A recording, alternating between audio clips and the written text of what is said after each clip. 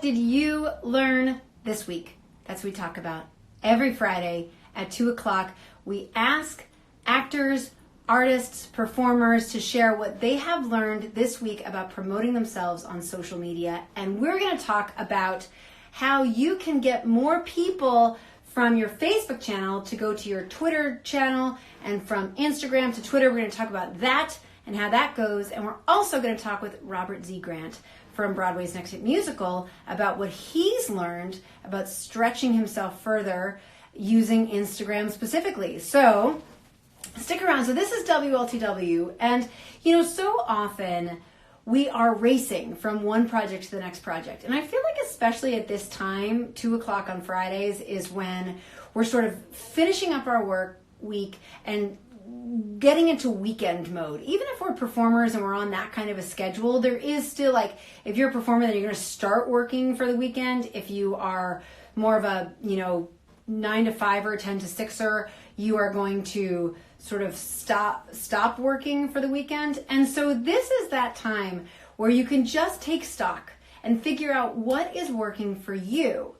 Find out what is working for other artists, and you can take a moment to maybe plan out, maybe I'm going to try that for next week. Well, that's worked really well for him or her. Maybe that can work for me. So this is that time. This is for you to take that moment. So feel free. I see we've got a bunch of people on already. People are waving hello. Feel free to share in the comments something that you have learned this week about promoting your art, promoting your work on social media. So we have Robert Z. Grant from Broadway's Next Hit Musical. He's going to be joining us and sharing what he's learned. But let me first dive into something that we've picked up this week. So, I like to say that it is important that some of the things you put on social media, you just kind of keep it to that specific platform. So that way there's a reason for people to follow you on Facebook versus Instagram. If you're just posting the same stuff in both places, people may kind of get bored of your content if you're doing the same thing. So I like to have different stuff on each platform. So for example, every Thursday we have a quiz that we do on Instagram stories, right? So here, look, I'm going to give you a little behind the scenes thing. See all these those are all my old playbills. See those binders up there? So I have almost a dozen binders filled with playbills. I have 2 shoe boxes and they're not even counted. Okay, there we go. And so we put something up there and you get to guess and play along, right? This week we doubled the amount of people that Instagram story because we put it on our Twitter. We put it on our Twitter and our Facebook to come and check that out. So that's been a really fun thing. And we doubled the amount of people who checked out our Instagram story just by saying, hey, this is going to be happening. We just sort of teased it out a little bit. Didn't tell people everything, but just sort of shared with them a little bit of what they can find. So hop on over to Instagram and you'll be able to play this fun game, right? So that is a great technique that we've learned. This way you can get people over. You're still having the exclusivity. I'm not going to put that quiz up on Twitter, even though I could. All right, now we're going to bring Robert Z. Grant is going to come on here. And now Z. Grant is with Broadway's Next Hit Musical. Broadway's Next Hit Musical is one of Downstage Media's clients. So that's full disclosure there. But fun disclosure is Robert Z. Grant and I used to perform together. We started performing together in 2003, right, Robert? Yeah, you remember the date better than I do, I think. I know it was a while ago for sure. A musical improv show. Yeah, we did a musical improv show. It was the first musical improv show I had ever done. And I was so excited to be working with people like you who just already had so much of it under their belts and knew it so well. So, but yeah, so ever since Robert and I have been in the same circles. So full disclosure about Broadway's Next Hit Musical and Downstage Media, fun disclosure about Robert Z. Grant and Annie Schiffman. So, I like that. So Can I borrow the concept of fun disclosures? Can I borrow that? You Thank sure you. It's hashtag fun disclosures. Exactly. So, all right. So, Robert Z., tell us a bit about what you have learned this week about promoting your work on social media. What I've learned this week is so much, as I think you mentioned, so much about what's going on Instagram, and particularly Instagram Live. I had never done an Instagram Live before. I didn't know how to kind of leverage that, what to make of it, how to enjoy it, really. And so I had the opportunity to do a takeover of another site for a day to promote our show and promote myself, etc., and was able, through Googling and asking people and trying to find what other people were doing, I was able to do an Instagram Live, and it was super fun and super easy, and along with that I learned a lot more about videos too, and so then that directly related to getting some additional followers for my own personal page, for the company page. And now I know when I go live, those people like almost instantly pop up. It's really cool. Yeah, it is cool because, and a fun little insider bit is when people watch your lives, then when you go live again, Instagram is going to give them a notification so that way they'll know. So then that's one of the reasons why it gets them coming back. So, or even if they've just interacted. So if they've interacted with your story in some way. So for us, like we have the quizzes that we do once a week.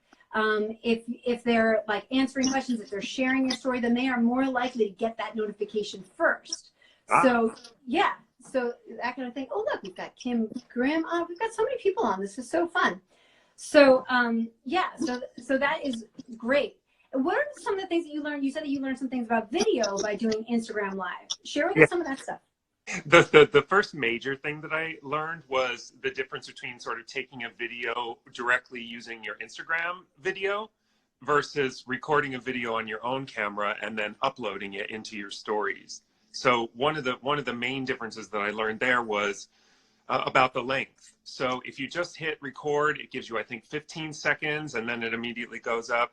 If you press, I forget exactly what it's called right now. I don't have it in front of me, but like there's some sort of extended, which I think gives you up to a minute recorded. For a video that you do on your camera, just your own camera, you can record, it can be as long as you want. So, and then you can just upload it to your stories, and you can put stickers and all sorts of fun things on top of that. And you could also gives you a chance to edit it before you put it up. You can do a retake if you want. It's a little bit different from live in that way.